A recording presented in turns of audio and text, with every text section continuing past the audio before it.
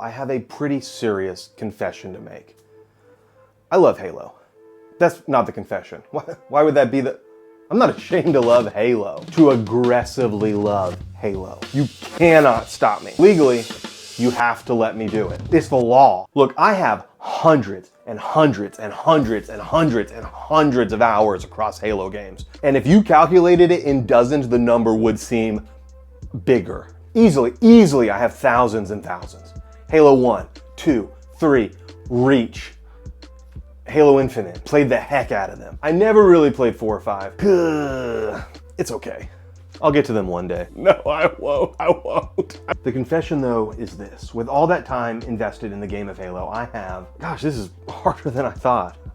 I promised myself I wasn't gonna cry. Oh my goodness. The confession is, I have never beaten a Halo campaign, or even really tried to. You shut your mouth. I don't need your approval. I don't care. Shut up. Kiss me on the mouth. Shut up. Ever since I discovered Halo on the original Xbox, it's been all about the multiplayer, baby. Sniping my little brother on Blood Gulch, noob combos on Lockout, LAN parties with the boys. I didn't choose the shoddy snipe's life. It chose me. I was chosen. And I'm not saying I am particularly good at it. I'm saying I love it. Well, loved it. Like I already said, I didn't give 4 and 5 much of a chance. I ain't playing those games. But the lead up to Halo Infinite brought me back around to the old Spartan sandbox. And what a return. The beauty of Halo's multiplayer has always been in the sandbox physics, where this kind of shit happens. And in the unique traits of each gun. And that's all here. From the trusty standbys like the BR and rocket launcher, to banking the heat wave around a corner, or bouncing the cinder shot into a crowd, or wielding the friggin' sword. It all plays awesome. And Infinite has managed to deliver on that old game feel while simultaneously modernizing the actual gameplay. But I'm getting ahead of myself here. Left him in tatters. I admit all this so that you can understand that when Halo Infinite launched with a so-so campaign and no co-op, I didn't care. I don't care about Johnny Halo and his ongoing issues in arbitration or whatever. I'm not here to save the world. I'm here to crush my enemies, see them driven before me, and hear the lamentation of their women. I have it on a mug. I come to Halo to hear Jeff Steitzer say things like, "Gained the lead. Killing spree. Perfect. I'm proud of you, son." Never works. Never works. So when Halo Infinite launched and looked like this,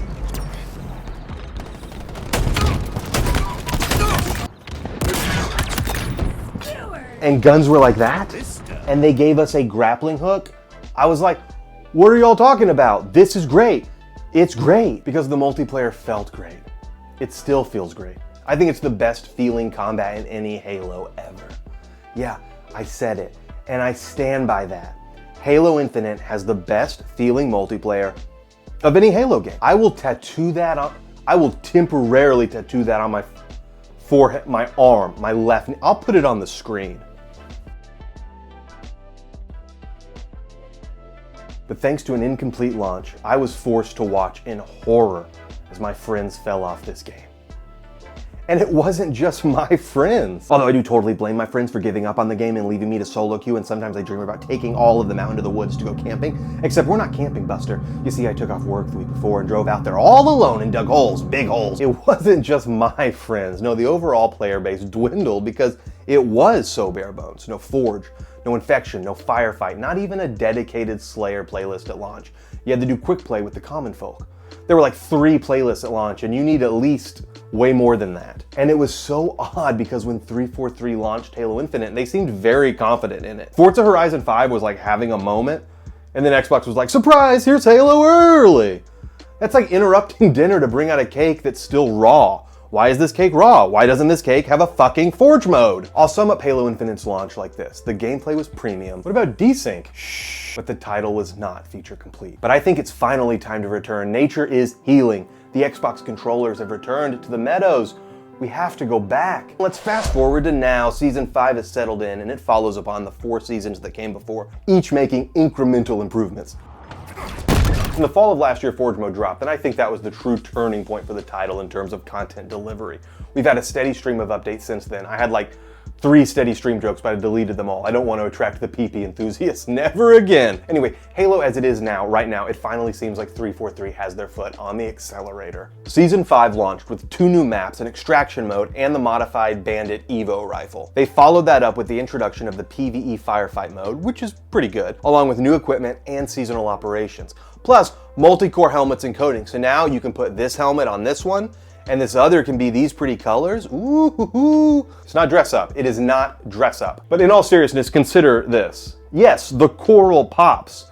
But does it truly sizzle, darling? There is so much to do in Halo Infinite. Husky Raid is my favorite. This is an insane mode. Basically, the mad bastards at 343 decided to stick 8 rabid Mountain Dew juice Spartans in a shoebox, give them random weapons, and shake it up. Super Husky Raid, which is my actual favorite, even features the OP campaign weapons. It's like stepping foot into the holy house of madness. You won't even want to rage when you die because there's nowhere to go, and the enemy had a rocket launcher, and you're there holding a plasma pistol, which might as well be your limp, flaccid... To what now? We can't give up on this game. They've got a playlist of Halo 3 maps, retooled in Forge, and it includes this Mountain Dew map, Critical Dew Point, where Spartans can frolic and splash in literal Mountain Dew, I guess? Sir, we've reached Critical Dew Point! May God have mercy on our souls. They've got squad battles if you're not tough enough for big team battles, which is my actual real favorite. We're talking ranked social, team snipers, team doubles, team look how long the damn list is. Longer than your limp, flaccid Mountain Dew what now? That's on top of the network improvements they're testing in a playlist, which is on top of the introduction of Forge AI and a boost in Forge Maps max file size and node count. I don't know what that means exactly, but it sounds real nice. And look, when it comes to Forge, when it's forging time! From Whiterun to Waffle House, from the Temple of Time to a recently launched Battle Royale, Halo Forge is already delivering some very cool experiences, along with some very weird experiences.